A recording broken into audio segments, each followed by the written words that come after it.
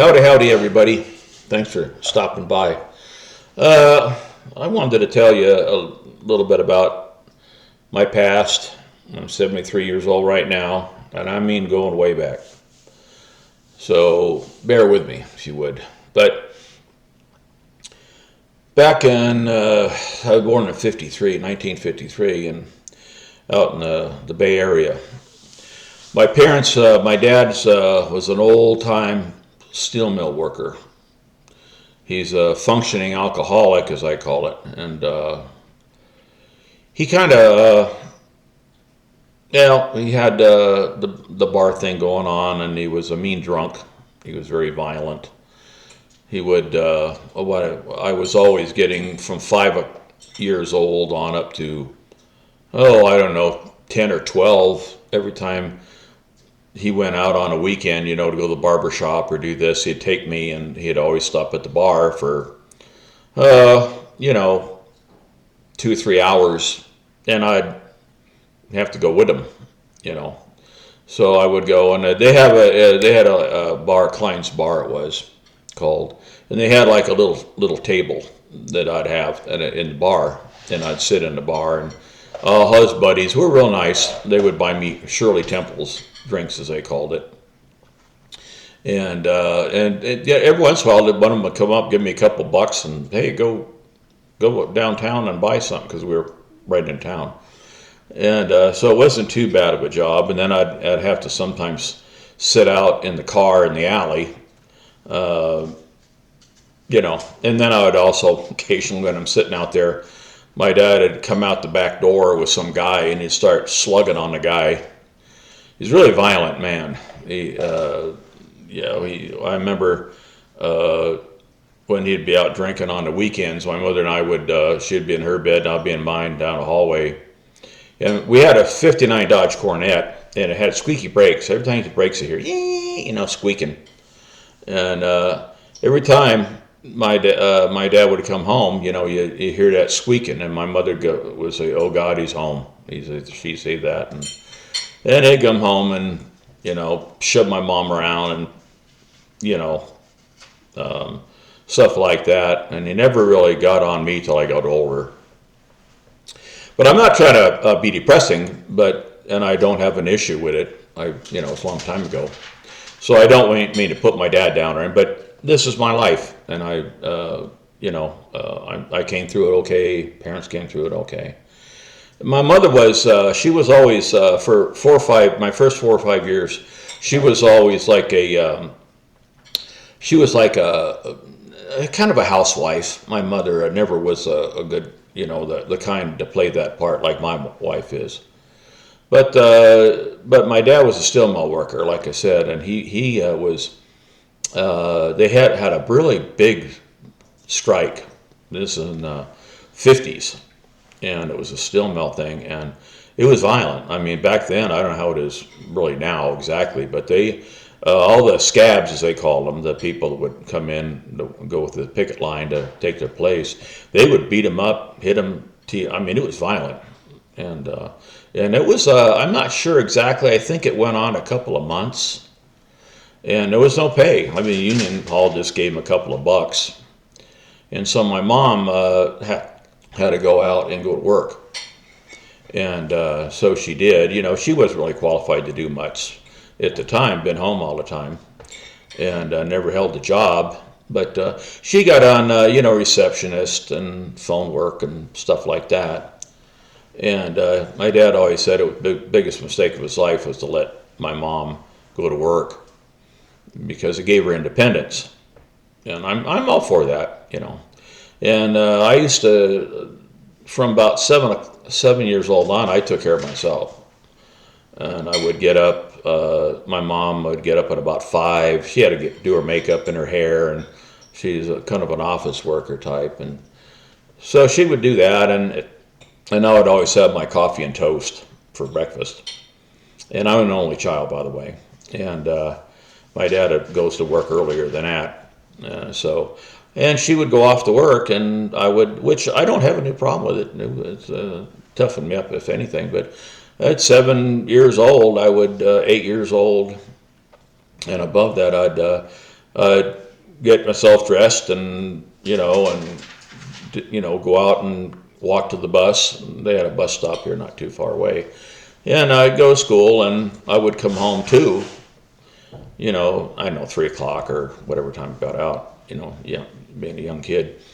And I'd, get home before anybody got home. And I used to, my mom wouldn't get home about 5:30, and my dad got home, was off about 3, but he was always at the bar. And very seldom he ever came. My dad was a good guy, but he was really a dry person. In other words, if he didn't have a drink in his hand, he was kind of a dull guy. Nice guy. He was dull. I mean, when he was sober, he was kind of drab. He would sit there and, really not want to talk. And, if you did talk, it'd be kind of short lines. But as soon as, kind of weird, as soon as he would, the first beer of the day, he would be really drab, and as his hand was reaching for the beer, he would instantly start to talk better and faster and more joyful, if you want to call it joyful. Ringing from when he goes get that beer. Oh, and and that was, and he'd start talking and everything, and so he was just the kind of guy. He'd been drinking since he was 15 in the Navy. And he started early. He got signed himself up in the Navy at 15 years old when she wasn't allowed to do that, but I guess he had his mom's signature or something like that. But getting back to my mom was a really pretty woman. She was, she was a head turner. And, but she had a wandering eye, if you know what I mean. And so she had a few of those episodes. And, not a real big, heavy, loving mom, but they took care of me, and, I had my ups and downs. My dad would come home at night on the Friday, Saturday nights, get home at 2, 3, and he wants to keep talking. The bars had closed, and so he would sit there. He would come and wake me up. Of course, I was awake anyway. And he would, come on, I want to talk to you. They'd always sit me down on the table. And I was a little guy. And they say, don't be a sheep. He always had this thing about don't being a sheep. Don't follow everybody around and do what they say and stuff like that. So, but these things were bad, things I think about. But in the way they toughened me up, I would rather them not happen. I had a lot of other stories that are kind of negative, but I'm not out to put my parents down. I'm just telling you this is what my life was. Could have been a lot worse, and I realize that. But like I said, it taught me independence and no brothers, sisters to rely on.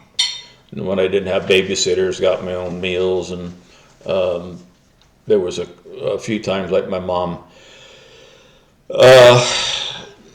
passed out, and my dad was in trouble with the cops, I think, or something, and the cops called me, and they said, what's your name? I'm Jack. Okay, Jackie, is your mom there? And my mom was passed out at the kitchen table, from, coming home drunk and without my dad. And they wouldn't even come to the door. I mean, this is in the 50s, 1950s. And they wouldn't even come to the door or to go get me. I tell them, my mom's passed out, I guess. And she's here, and okay, well, can you have her call me when she wakes up?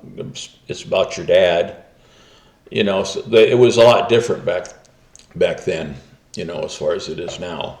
Before they would have snatched me up and thrown me in a home or something, but no, back then they didn't care. But anyway, that's how I grew up. My parents ended up divorcing, I think, after 17 years of marriage. And my dad didn't really seem to mind, and my mom, she had other guys she was interested in, I think, too. She used to drink a lot, but I wouldn't call her a functioning alcoholic. I would consider her someone who, my dad was drinking, she'd go out with him, have a drink, and she would get drunk too a lot. But like I said, but anyway, that's part of how I grew up. partly. And I had some really good friends, good stories, not too many negative ones. But I want to throw a little bit in this channel. I want to throw in information about my life story, on and off, little short 10-minute videos if possible. And I want to, I had a lot of good times, good friends, good things in the city that have happened to me. And then I want to talk about my beautiful life in the mountains, my beautiful family, my beautiful wife of 55 years. And, what I learned up here in the beautiful woods. I'll get some pictures of our property that we're in. We're still 5 miles from the nearest person. Other than my grandson, he lives on the property now with his 5 children. And I'm just going to talk about being retired, getting old, health issues, boring stuff. Anyway, but I appreciate that. And if you're interested, please keep tuning in. I appreciate everything. Thanks a lot.